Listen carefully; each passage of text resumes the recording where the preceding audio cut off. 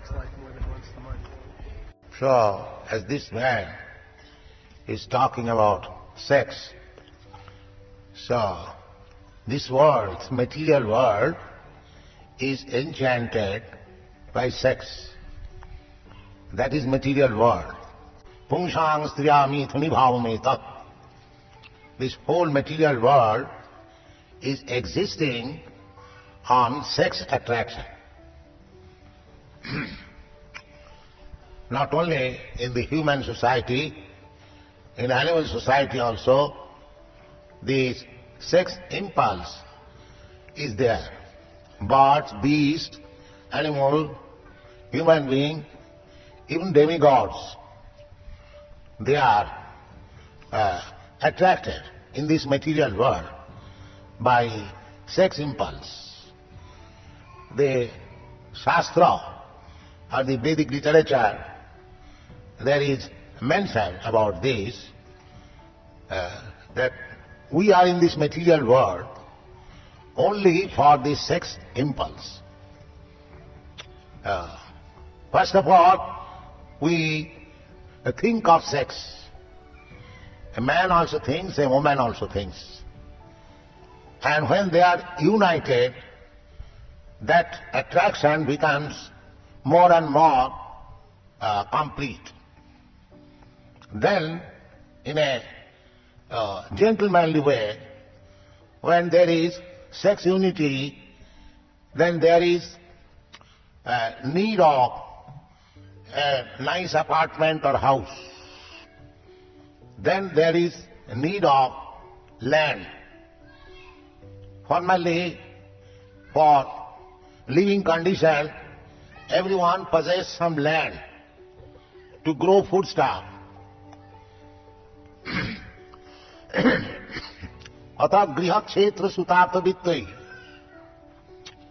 So after sex unity, there is need of house, land, griha kshetra, then children, atha griha kshetra suta, after, then friends, then vidya, then money. In this way, we increase our attachment for this material world. Janasa mohoyam.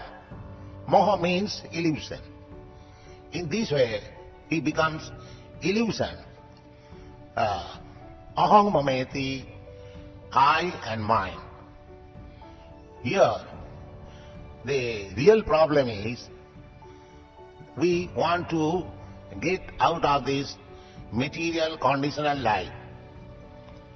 We are spirit soul. We are not matter. But in order to enjoy this material world, we have come here. Every one of us who is existing with this material world has a desire to lord it over the material nature. It is said, when a living entity, a part and parcel of God, he desires independently to enjoy or to lord it over the material nature, he comes down from the spiritual world to this material world. That is the cause of his fall down. Maya means the illusory energy, where we want to enjoy, but it is not actual enjoyment. It is illusion. So, the sex life in this material world is the center of this attraction. So our Krishna consciousness movement is how to get the living entity out of this material entanglement. Because real happiness is not sensual happiness. Real happiness is above the senses. It is supramental sense or spiritual sense. With the gross senses, what we enjoy, that is temporary. It is not permanent. The permanent enjoyment is transcendental sense enjoyment. Yogina, those who are yogis mean those who are trying to reawaken Krishna consciousness. He is called yogi. Our present consciousness is material consciousness.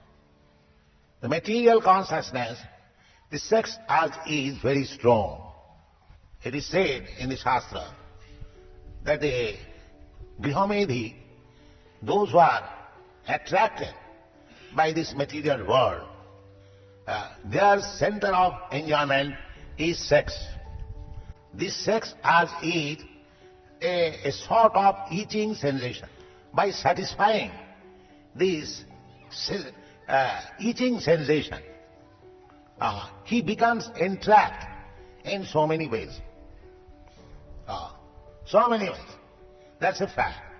Apart from those who are enjoying illicit sex, even those who are enjoying sex in regulated principles, they are also entrapped. So in this way, our point is sex life. A grihastha, a householder, he has got debts towards his parents, towards his father, towards his mother, towards his wife, towards his children. This society should be human society, not the cats and dog society. That is Vedic conception. So, in the Vedic conception of life, the sex life is there, but you become indebted. You must repay the debts. If you simply beget children like cats and dogs and go away, then you become responsible for the sinful activities. You must take responsibility. So this man was suggesting, he wants sex life at least once in a month. Yes, that is allowed. That is allowed in the Vedic civilization. When the wife is in menstrual period, after 5 days of the menstrual period, the wife and husband can have sex life for begetting rightful children. And before begetting a child, one must go, if he is in the higher orders of society, one must accept the Garbhadhan Sanskar. Garbhadhan Sanskar means that child born out of the sex life of the father and mother must come out a very nice child, not like the cat and dog. That is called Garbhadhan Sanskar. Those who are in the higher position of the society, they are obliged to observe 10 kinds of purificatory processes, out of which the first purificatory process is Garbhadhan Sanskar. So, the parents, when they take to sex life for begetting nice children, there is Garbhadhan Sanskar. And if one does not observe this Garbhadhan Sanskar, he immediately falls down to the group of Shudra from Brahminical position. These are the injunctions in the Vedic literature. Sex life is not denied, but one must take responsibility for sex life. Otherwise he becomes entangled in so many sinful activities. Because here in a material world, everyone is a criminal. Just like in a prison house, when a criminal is there, in every state there is law. He cannot violate the laws of the prison house.